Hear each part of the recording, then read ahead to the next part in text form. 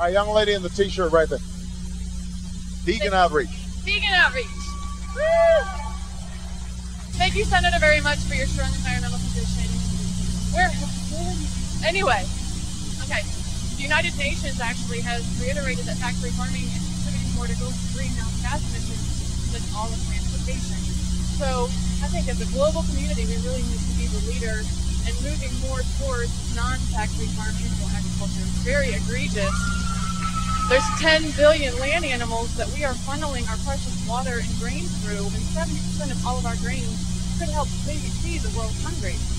So, as the next leader of the most amazing nation in the world, how can we set the example on a more nutritional, plant-based diet that's more eco-friendly and sustainable, that can maintain our water resources and all of our grains? Thank you very much. Okay, well, it's a great question. Now I have to say, in the interest of full disclosure, that I do like a steak once in a while. I'm just being honest. I like barbecue. I'm not gonna lie. But the young lady makes a very important point, and that is this.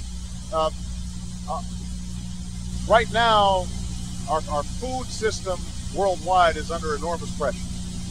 It's under enormous pressure.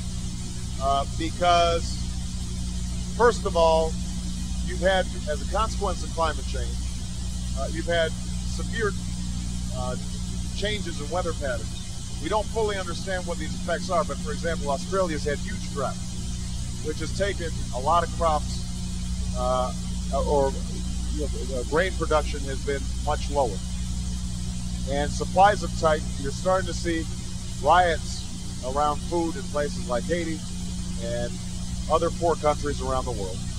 And what is also true is that as countries like China and India become wealthier, then they start changing their food habits. They start eating more meat, more animal.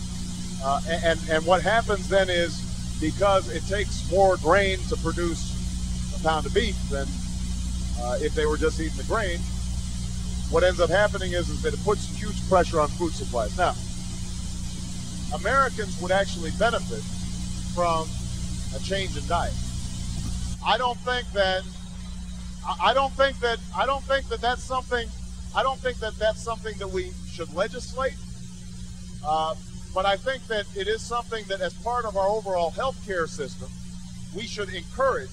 Because, for example, if we reduced obesity down to the rates that existed in 1980, we would save the Medicare system $1 trillion.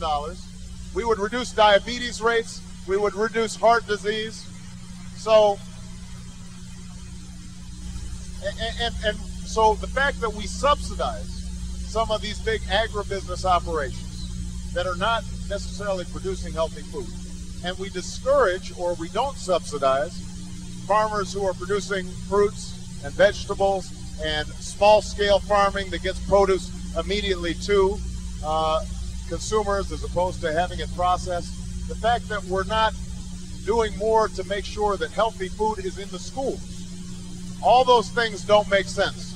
And I think it is important for us to re-examine our overall food policy so that we're encouraging good habits and not bad habits. For example, just making sure that there are more fruits and vegetables in school lunch programs. That would make an enormous difference in how our children's diets develop.